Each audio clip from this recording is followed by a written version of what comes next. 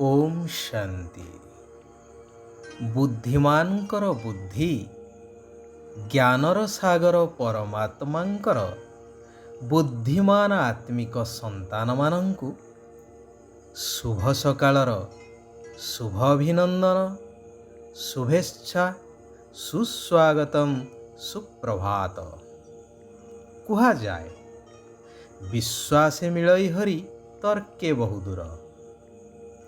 एकदा जड़े धर्मपरायण राजांकर दरबार रे जड़े साधु ईश्वरंकर नाम कीर्तन करी करी आसी पहुँचिले। राजा तांकु पचारिले, हे महात्मा, आपण ईश्वर को देखिछंती? साधु कहले, हाँ देखिछि एवं देखुछि मध्य। राजा कहले, काहीं मु तो देखि पारु नहीं। साधु कहिले, तांकु देखिबा पाई हेले एही चर्म चक्षु नुहे, दिव्य चक्षु दरकार। राजा कहले, काहीं ईश्वर तो सचराचरे विश्वर मालिक, तुमको देखा जाउछंती अथच मोते काहींकि देखा जिवे नहीं। साधु कहले, विश्वास रे ही ईश्वर प्राप्त होइथांती, तर्करे नुहे। हाँ, युक्तिसंगत प्रश्न होई पारे जिज्ञासावशत, किंतु तर्करे नुहे। कथारे अछि ना, अल्प विद्या भयंकरी। आजिर समाज रे कौनसी विषय रे जदि कहार साम्यक ज्ञान रहिछि तेबे सीए महाज्ञानी भली कथा कही भल कथा को मध्य मंदरे अर्थात बिगाड़िबारे लागिछंती, जार परिणाम वर्तमान सचराचर दृष्टिगोचर हुए। तेणु तर्क ठारू दूरे रहिबा उचित। जेहेतु राजा धर्मपरायण थिले, तेणु जुक्ति करी बा जुक्ति करिवार अभ्यास रहिथिला, हेले तांकर उद्देश्य भिन्न थिला। ज्ञान आहरण करिवार इच्छा जुक्ति माध्यम रे। तेणु साधु कहिले, आपणଙ୍କୁ मु ईश्वरंकर दर्शन करई देबी सरल उपाय रे। आपण गोटिए क्षीर ग्लास मगांतु। राजांक आदेश मुताबक क्षीर आसिला। साधु कहिले, राजन, घी केउथरु सृष्टि हुए? राजा कहिले, क्षीररु। साधु सही क्षीर ग्लास को देखई कहिले, ताहले आपण मते क्षीर रे घी केउठी अछि देखई परिबे? जेतेबेले कि यह सत्य कि क्षीर रे ही घी अंतर्निहित अछि। राजा कहिले, यह कौन संभव? एथिपाई तो अनेक प्रकारर प्रस्तुति दरकार। क्षीररु दही, दहीरु लहुणी, लहुणीरु जाई घी। साधु कहिले, राजन, मु भाबुछि आपणଙ୍କୁ एबे आउ बुझेइबार आवश्यकता नहीं। एई संसार सागर को एकाग्रता द्वारा सिद्ध कले ज्ञान प्राप्त हुए। ज्ञान को मंथन कले दिव्य बुद्धि रूपक लहुणी प्राप्त हुए, एवं दिव्य बुद्धि को जोग रूपक अग्नि रे सिद्ध कले दिव्य दृष्टि द्वारा ईश्वरंकर साक्षात हेई थाए।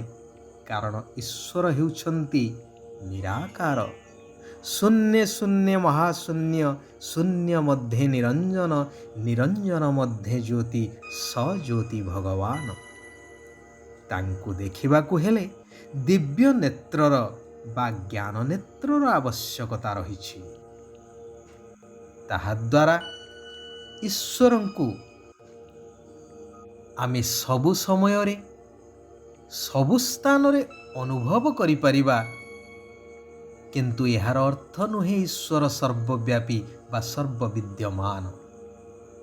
जेपरि क्षीर रे घी सर्वत्र न थाए, किंतु क्षीर रे ही घी अंतर्निहित, यह सत्य। ଏହି କଥାରୁ ଆମକୁ ଶିକ୍ଷା ମିଳେ ଈଶ୍ୱରଙ୍କର ବାସ୍ତବ ରୂପ ଏବଂ ଉପସ୍ଥିତି ବିଷୟରେ। ତେବେ ଯୁଗ ଯୁଗ ଧରି ବିଭିନ୍ନ ଶାସ୍ତ୍ର ପୁରାଣ ପଢ଼ି ପଢ଼ି ଗୁରୁ ଗୋସେଇଁ ଆଦିଙ୍କ ମତରେ ଚାଲି ଚାଲି ଆମର ବୁଦ୍ଧି ଏପରି ହୋଇଯାଇଛି, ଏପରି ଭ୍ରମିତ ଅବସ୍ଥାରେ ଅଛି ଯେ ବୁଦ୍ଧି ଏହି ସତ୍ୟତାକୁ ସହଜରେ ଗ୍ରହଣ କରିପାରୁନାହିଁ। ସେଥିପାଇଁ ଭଗବାନ କହୁଛନ୍ତି, ମଧୁର ଆତ୍ମିକ ସନ୍ତାନଗଣ, ତୁମକୁ କାହା ସହିତ ଅଧିକ ଯୁକ୍ତିତର୍କ କରିବାର ଆବଶ୍ୟକତା ନାହିଁ। କେବଳ ନିରାକାର ଶିବ ବାବାଙ୍କର ପରିଚୟ ସମସ୍ତଙ୍କୁ ଦେଇ ଚାଲ ଯୁକ୍ତିଯୁକ୍ତ ଭାବରେ। ଯେଉଁମାନେ ବାବାଙ୍କର ଶ୍ରୀମତରେ ଚାଲୁଛନ୍ତି, ପବିତ୍ରତାର ମଜବୁତ ରାକ୍ଷୀ ବାନ୍ଧିଛନ୍ତି, ସେମାନଙ୍କର ନିଶ୍ଚୟ ରହିଛି ଯେ ଆମେ ବେହଦର ବାବାଙ୍କ ଠାରୁ ନିଶ୍ଚୟ ନୂତନ ବିଶ୍ୱର ସମ୍ପତ୍ତି ପ୍ରାପ୍ତ କରିବୁ। ଏହିପରି ନିଶ୍ଚୟ ବୁଦ୍ଧି ପିଲାମାନେ ହିଁ ସୁପୁତ୍ର ଅଟନ୍ତି। ଆଉ ଯେଉଁମାନେ ମନ ମତରେ ଚାଲୁଛନ୍ତି, କେବେ ନିଶ୍ଚୟ ତ କେବେ ସଂଶୟ, ଏହାରି ଭିତରେ ରହୁଛନ୍ତି, ପ୍ରତିଜ୍ଞା କରି ମଧ୍ୟ ପ୍ରତିଜ୍ଞାକୁ ଭାଙ୍ଗି ଦେଉଛନ୍ତି, ସେମାନେ କୁପୁତ୍ର। ସୁପୁତ୍ରମାନେ ବାବାଙ୍କର ପ୍ରତ୍ୟେକ କଥାକୁ ମାନି ଚାଲନ୍ତି। ତେବେ ବାବାଙ୍କର ପ୍ରଥମ ମତ ହେଲା, ହେ ମୋର ପ୍ରିୟ ସନ୍ତାନମାନେ, ଏବେ ପ୍ରତିଜ୍ଞା କର, ସଚ୍ଚା ରାକ୍ଷୀ ବାନ୍ଧ, ବିକାରୀ ମନୋବୃତ୍ତିକୁ ସମାପ୍ତ କର, ଦେହ ଅଭିମାନକୁ ଛାଡ଼ି ଦେହୀ ଅଭିମାନୀ ଅର୍ଥାତ୍ ଆତ୍ମ ଅଭିମାନୀ ହେବାକୁ ପଡ଼ିବ। ସେଥିପାଇଁ ନିରନ୍ତର ଅଭ୍ୟାସର ଆବଶ୍ୟକତା ରହିଛି। ବାବାଙ୍କ ଶ୍ରୀମତରେ ଚାଲି ସୁପୁତ୍ର ସନ୍ତାନ ହୁଅ। ଜ୍ଞାନ ଅମୃତ ନିଜେ ପାନ କରିବା ସହିତ ଅନ୍ୟମାନଙ୍କୁ ମଧ୍ୟ ପାନ କରାଇ ଚାଲ।